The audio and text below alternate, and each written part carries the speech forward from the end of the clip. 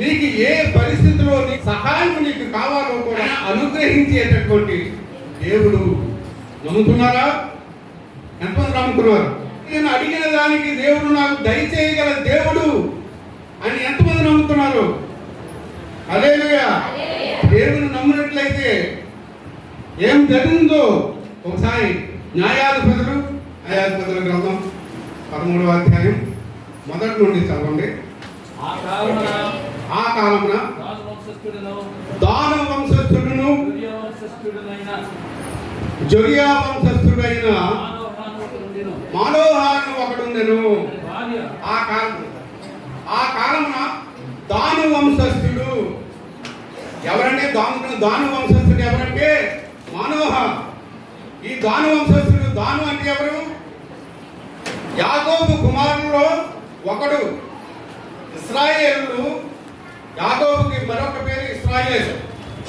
ఆ యాకోబుకు ఉన్నటువంటి 12 మంది సంతానంలో దాను అనేటటువంటి వాడు ఒకడు. మీరు ఆదికాండం 49వ అధ్యాయం చూసినట్లయితే ఆయన కుమారులు ఎవరో తెలియబడుతుంది.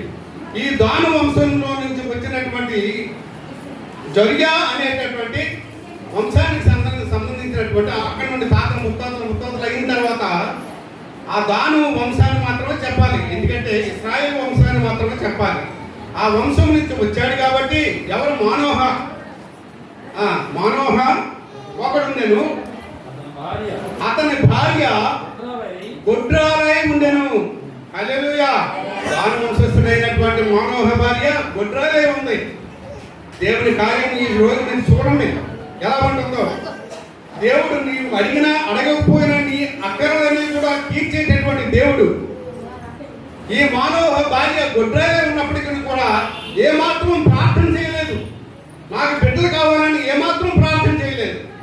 అయినప్పటికీ కూడా చదవండి అక్కడ ఆ దాని భార్య గొడ్రాలే ఉన్న అక్కడ దాని భార్య పేరు రాయబడలేదు. దాని భార్య ఏంటంటే ఇది ఇశ్రాయేలు యొక్క అంటే యోధ మత గ్రంథం అని ఒక తల్ముద్ అని ఉంటుంది. అందులో ఆమె పేరు రాయబడి ఉంది. అలెక్నోరియా అని ఉంది. ఆమె పేరు అక్కడ గ్రంథంలో రాయబడలేదు, కానీ అలెక్నోరియా ఆమె పేరు. అనగా మానోహ భార్య పేరు అలెక్నోరియా. కాబట్టి ఈమె గొడ్రాలే ఉండడం చూసి దేవుడు చూసి ఆ తర్వాత మీరు చదివినట్లయితే ఆ దూత వచ్చి ఏమంటుంది చదవమ్మా? ఇదిగో నీవు గొడ్రాలవు. ఆ దూత ఎవరు పంపిస్తే వస్తుంది?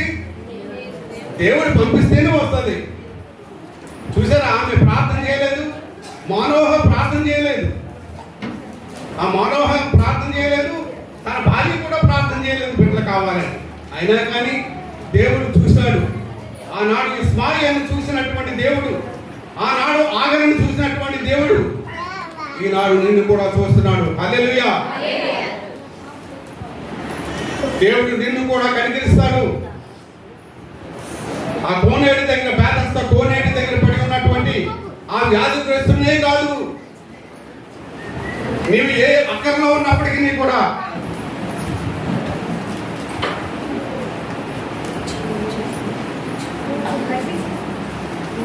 హల్లెలూయా స్తుతి మహిమా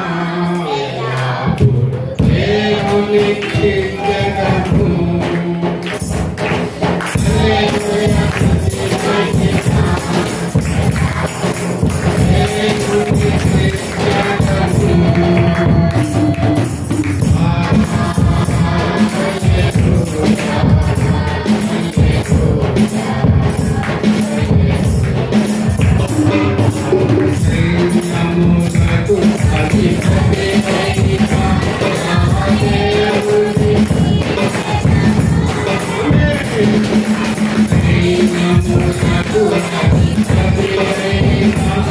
దేవునికి జగము.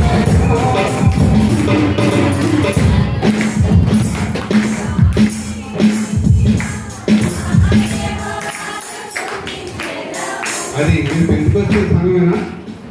పెంచుకొచ్చే సంఘమేనా? పెంచుకొచ్చే సంఘం వాళ్ళు పాడబోతే సిగ్గు. ఈ పాట పెంచుకొచ్చే సంఘం వాళ్ళు పాడాలి. సేవకులు పాడుతుంటుంటే ఓరెత్తించాలి. ఇక్కడ ఈ చుట్టుపక్కల దురాత్మలన్నీ కూడా ఎగిరిపోవాలి. అలా సైన్యములకు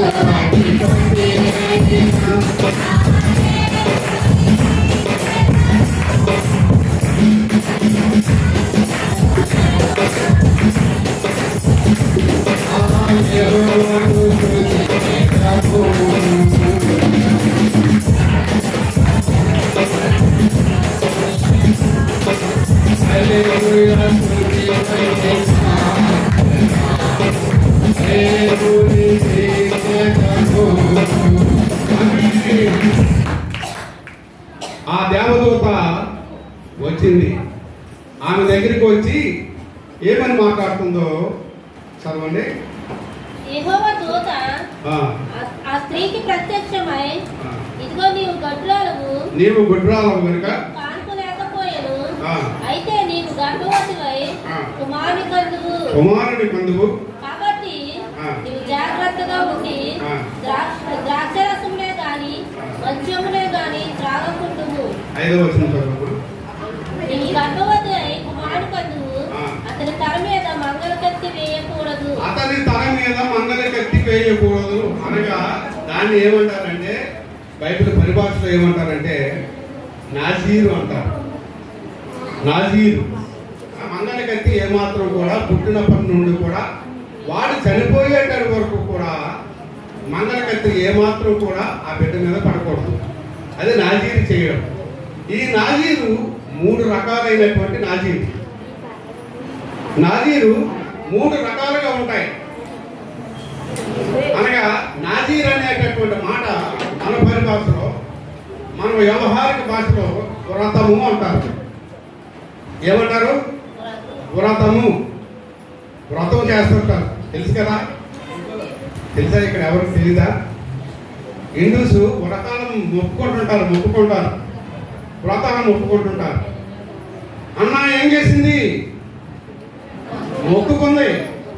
ఏమని మొక్కుకుంది? అయ్యా, నాకు కుమారుడు నీవు దయచేసినట్లయితే నా కుమారునికి నాజీరు చేస్తాను, అతని జీవితాంతం కూడా నీకు సమర్పిస్తాను అని మొక్కుకుంది. నీ సేవకు నేను సమర్పించుకుంటానయ్యా అని అన్న ఆనాడు ఎలాగైతే మొక్కుకుందో, ఈనాడు ఈ అజిలిపోనియా ఏమాత్రం మొక్కుకోలేదు. దేవదూత చెబుతుంది ఏమని? అతను నాజీరు చేయబడతాడు, అతని తల మీద ఏమాత్రం మంగళకత్తి వేయకూడదు అని దేవదూత చెబుతూ ఉంది. చూసారా? అనగా దేవుని యొక్క ఉద్దేశం ఏమై ఉందో దీన్ని బట్టి మీరు గమనించండి. ఈ పాఠం అంతా మీరు చదివినట్లయితే చాలా పెద్ద పాఠం ఇది. 3 రోజులు చెప్పాలి ఈ పాఠాన్ని. 3 రోజులు చెప్పినా కానీ మీకు చదివితే కాదు. 3 రాత్రులు 3 పగలు చెప్పాలి. ఈ ఒక్క పాఠాన్ని మాత్రం 3 రాత్రులు 3 పగలు చెప్తే మీకు పూర్తిగా అవగాహనకు వస్తుంది. కాబట్టి ప్రియులారా, అప్పుడు ఏమని చెప్తుంది? 5వ వచనంలో, ఆ బిడ్డ గర్భమున పుట్టినది మొదలుకొని దేవునికి నాజీరు చేయబడిన వాడై ఫిలిష్తీయుల చేతిలో నుండి ఇశ్రాయేలులను రక్షింప మొదలుపెట్టినని ఆమెతో అనగా ఎందుకు పుడుతున్నాడట? ఇశ్రాయేలులను రక్షించడానికి, ఇశ్రాయేలును మాత్రమే రక్షించడానికి. యేసుప్రభువు వారు ఎందుకు పుట్టారు? లోకమును రక్షించడానికి. హల్లెలూయా! లోకములో ఉన్నటువంటి ప్రజలందరినీ కూడా రక్షించడానికి. హల్లెలూయా! అందుకని ఇతనికి సంసోన్ అని పేరు పెట్టబడి, సంసోన్ అనగా సన్ లైక్ అని. సన్ లైక్ అంటే సూర్యుని వంటి వాడు అని. సూర్యుని కంటే తేజస్సు గలవాడు యేసుప్రభువు వారు. హల్లెలూయా! కాబట్టి ఏమంటున్నాడు ఇక్కడ మళ్ళీ? ఆ స్త్రీ తన పెనిమిటి యొద్దకు వచ్చి, చూడండి, ఆ దూత ఆమె దగ్గరకు వచ్చినటువంటి మాటలు విని తన పెనిమిటి దగ్గరికి వచ్చి ఏమని చెప్తుందో, మాట్లాడుతుందో చెప్తున్నాం. దైవజనుడు ఒకడు నా యొద్దకు వచ్చాను అంటుంది. చూసారా? దేవదూతలు మాత్రం అనుకోవట్లేదు. ఈ రోజు మన మోహన్ రావు గారి దగ్గర చాలా సార్లు వచ్చారు. అయినా దేవదూతగా దేవుడు ఇచ్చినటువంటి మాటలు పట్టుకుని మీ దగ్గరికి వచ్చారు. హల్లెలూయా. మీరేమనుకుంటున్నారు? వైజాగ్ నుండి సేవకుడు వచ్చాడు అనుకుంటున్నారు మీరు. అవునా కదా? అవునా? మార్నింగ్ పాస్టర్ గారు అంటున్నారు మోహన్ రావు గారిని చూసి, అయ్యా మీరు అడుగుపెట్టారు, మీరు అడుగుపెట్టడం వల్ల ఇంత నా సంఘం ఇంత డెవలప్ అయింది అంటున్నారు. హల్లెలూయా. అది ఆయన నమ్మకం, ఆయన నమ్మకం. ఇదంతా దేవుని యొక్క ప్రేమ.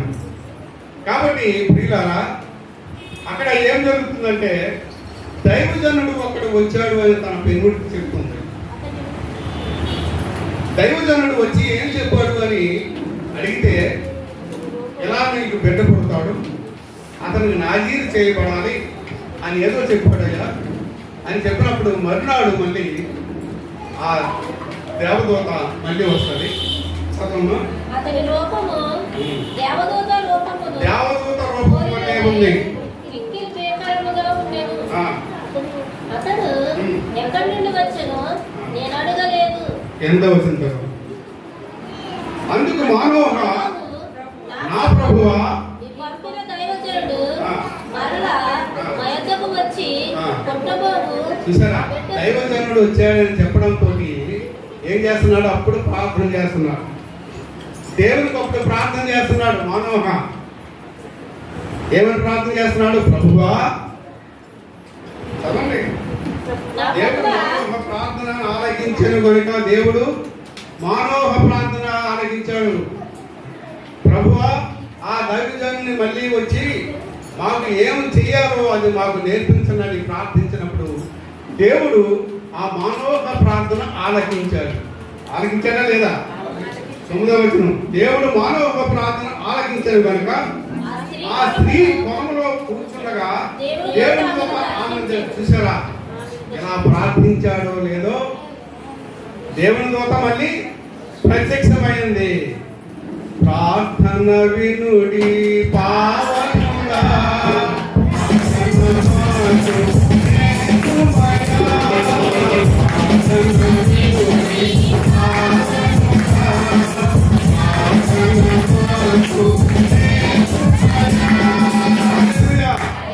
ఆ ప్రార్థన ఆలకించినటువంటి దేవుడు మళ్ళీ ఆ దూతను మళ్ళీ పంపించాడు. దేవుని యొక్క దూత నిజంగా చెప్పిందా లేదా అని దాన్ని కన్ఫర్మ్ చేసుకుని అప్పుడు ఏం చేస్తున్నాడు?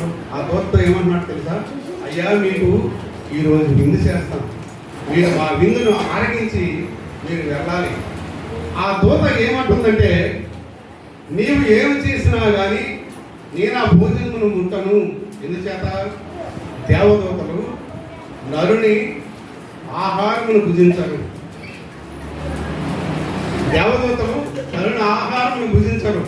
కాబట్టి ఆ నరుని ఆహారం భుజించమని ఎప్పుడైతే అన్నారో 17వ వచనం చదువుతాం. నేను చాలా స్కిప్ అయిపోతున్నాను, చాలా విషయాలు ఉన్నాయి, కానీ మధ్య మధ్యలో విడిచిపెట్టి వెళ్ళిపోతున్నాను. మానవ, నీ మాటలు నెరవేరిన తర్వాత మేము నిన్ను సన్మానించినట్లు, ఎందువల్ల మేము నిన్ను సన్మానించినట్లు దైవజనుడు ప్రతి సత్కారమునకు యోగ్యుడు, అందుచేత ఇతను సన్మానించాలని అనుకుంటున్నాడు. దేవదూతను సన్మానించాలని అనుకుని ఏమంటున్నాడు? నిన్ను సన్మానించినట్లు నీ పేరేమని యెహోవా దూతను అడుగగా. ఇలాగే పేర్లు అడుగుతుంటారు దూతలు. దూతల పేర్లు 7 ఆర్కింజెల్స్ అంటారు. 7 ప్రధానమైనటువంటి దూతలు. ఆ ప్రధానమైనటువంటి దూతలు తెలుసండి? ఎవరికైనా తెలుసా? 2 పేర్లు మీకు తెలిస్తే చెప్పండి. ముఖ్యమైనటువంటి పేరు ఎప్పుడు మాట్లాడుతూ మరియంతో మాట్లాడిన దూత, గాబ్రియేలు దూత. ఈ పక్షంగా యుద్ధం చేసే దూత ఎవరు? మిఖాయేలు దూత. మిఖాయేలు దూత. ఇంకా ఉరియా